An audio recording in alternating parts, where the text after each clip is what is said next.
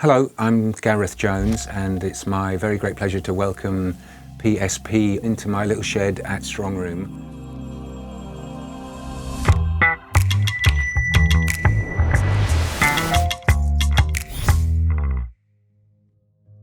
We're meeting now in London, which is wonderful, but we've met in Poland as well at Sound Edit Festival, I think, in Łódź many years ago, where I was awarded a golden ear, for what it's worth.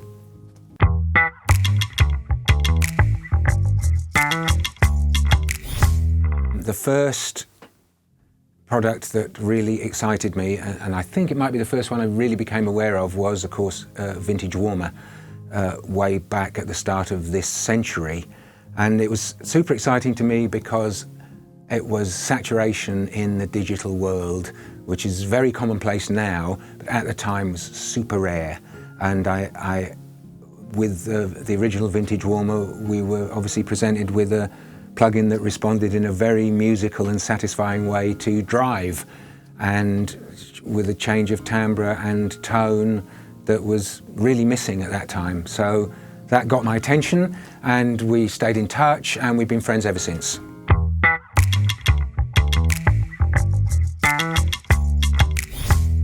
One of the things that I love about the plugins of yours that I use is the sense of analog vibe that it started with VintageWarmer, that you drive it harder, the sound changes, or you turn a knob and it's not just gain, and that is special. This kind of musical, you know, like a modern digital EQ, you change the boost and the cue changes in a way that all the early stuff was very sterile.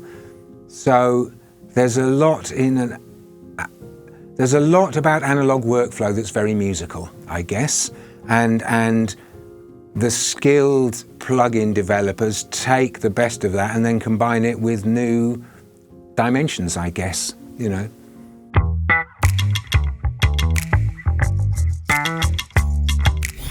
Handcrafted plugins, it's like a special thing, because obviously, there's a big team of people around the world working on music software, but what all you guys have done is built a recording studio essentially in a laptop, say.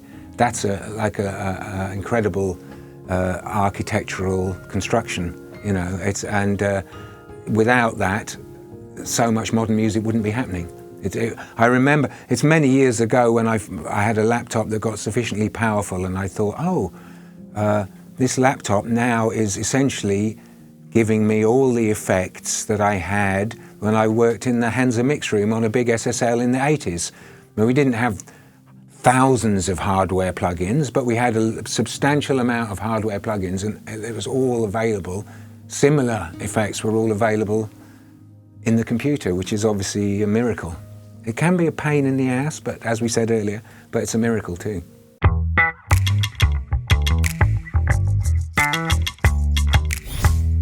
I mean, InfiniStrip, there is a model, isn't there? There's the channel strip model, which is kind of already complicated. The main thing that everyone used to say to all of us when we worked in big studios, and it probably still happens when you work in a big studio now, people come into the room and they say, how do you know what all those knobs do on a big console? You know, but for us, a channel strip is actually already quite simple.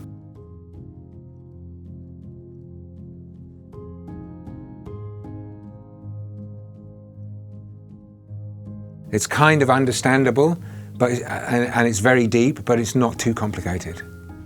So that's a. I mean, it's the InfiniStrip. It's a tried and tested model, isn't it? What you've done. I mean, I don't mean the underlying coding. I mean the interface. The interface is tried and tested, so already that's a win for someone like me when I open it and I go, oh, okay, I'm pretty confident that I'm going to like the sound because I love the Noble Q that you guys made, as we said earlier, and I loved the old-timer compression. So in my ears, or in my heart, I connect to what you're doing with EQ and compression. So even when I open the InfiniStrip, I'm pretty confident that it's going to give me something musical that I'm going to enjoy working with.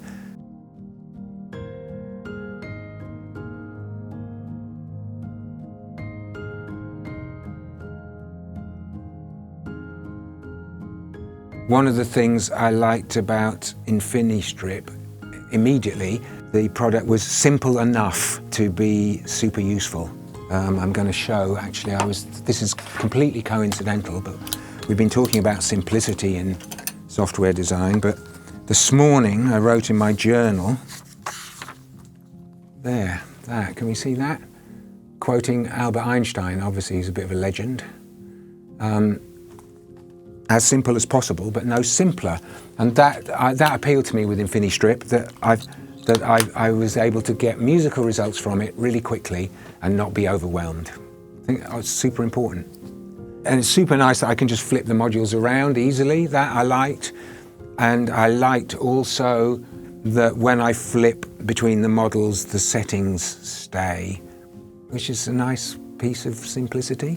If I do that, if I'm in an analog studio and I want to switch between a Neve and an API EQ, I have to set the knobs at roughly the same position. So that's really cool. It's an extra dimension that digital allows us to enjoy, but still keeps the flow, the understandable flow. So I like it. Obviously, one of the big features, apart from the sound, which is the most important feature to me, is the zero latency thing, which I kind of appreciate. So to me, that's really powerful. It's something that I thought I wouldn't use until it became available. And of course, as soon as it's available, you use it, because it's like having an analog. If I track through my channel strip, I'm very comfortable adjusting compression and EQ as I'm tracking to make a nice sound. So it's a great addition to the toolbox. So congratulations on InfiniStrip, because it feels like a really good balance. I had a really good feeling about it when I opened it. It's a subtle thing. I don't really know what it is, but I installed the plugin and opened it. Straight away, I was instantiating it in the real work that I'm doing like right now and enjoying the feel of it and the sound of it. Of course, the sound goes without saying. If it didn't sound good, we wouldn't even start. But beyond that, it inspires you to experiment with it. So, congratulations, team. PSP InfiniStrip.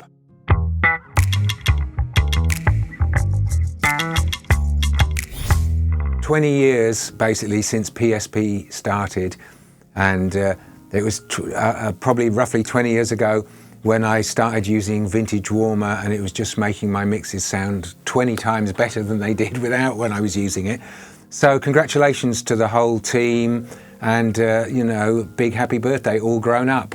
Time flies. Happy birthday, PSP.